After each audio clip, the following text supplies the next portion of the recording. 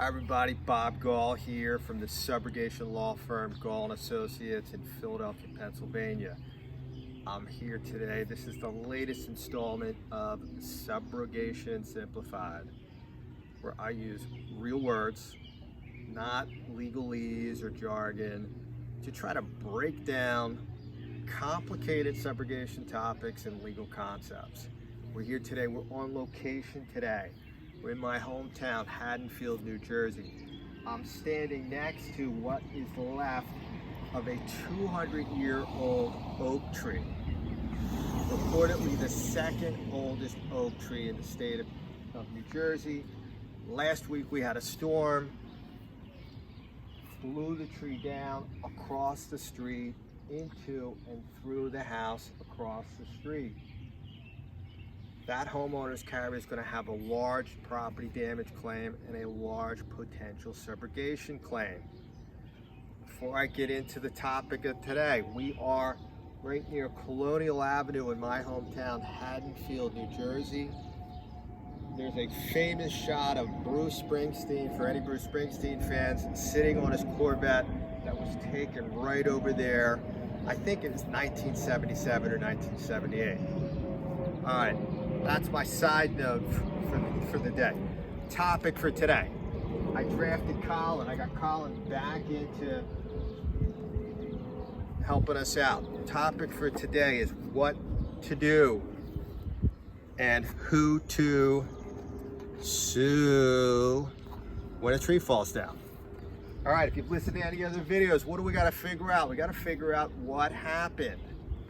When you have a big case involving a tree, the best evidence as to what happened is the tree itself. So I want you to have a little bit of urgency. We want to get out. We want to document the condition of the tree, document where it failed, how it failed, before the tree gets carved up, thrown into a chipper and hauled off to the dump. If it's a big enough claim, we may want to hire a tree expert, an arborist, to come out. He may take a sample of the tree. He's going to look at the tree closely and may take a limb or something for further analysis.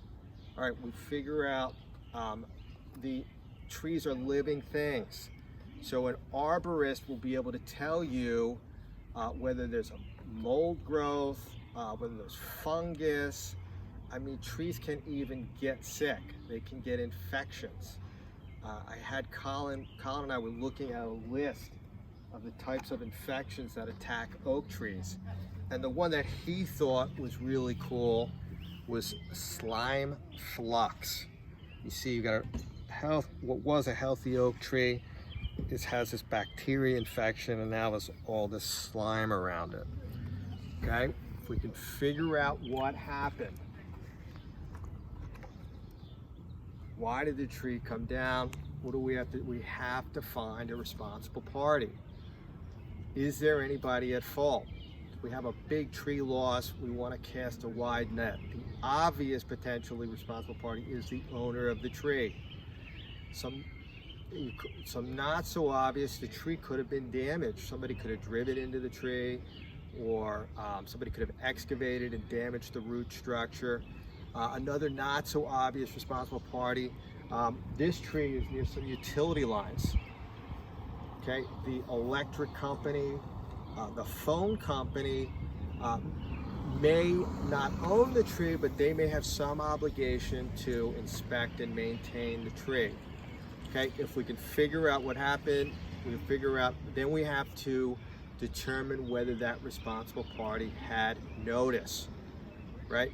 Did they have some indication that the tree wasn't healthy, that part of it was dying, maybe it was being attacked by mold or fungus? Was there notice? We've handled a lot of tree cases. I can tell you that most of the time, something was going on with that tree. There was some indication that it was dying, that it wasn't healthy before it came down. Gonna wrap it up now. We got to figure out what happened, exactly why the tree came down. We have to identify a responsible party and establish that they had notice. What I want to leave you with, don't be so quick to walk away from a tree case, if there's no obvious defects, or if somebody's saying the act of God, might be worth it if you've got a 6-figure loss to take a closer look. Maybe consider hiring an attorney or an arborist, and you might be able to turn this potential claim into some real subrogation dollars. All right, that's all I have from you today.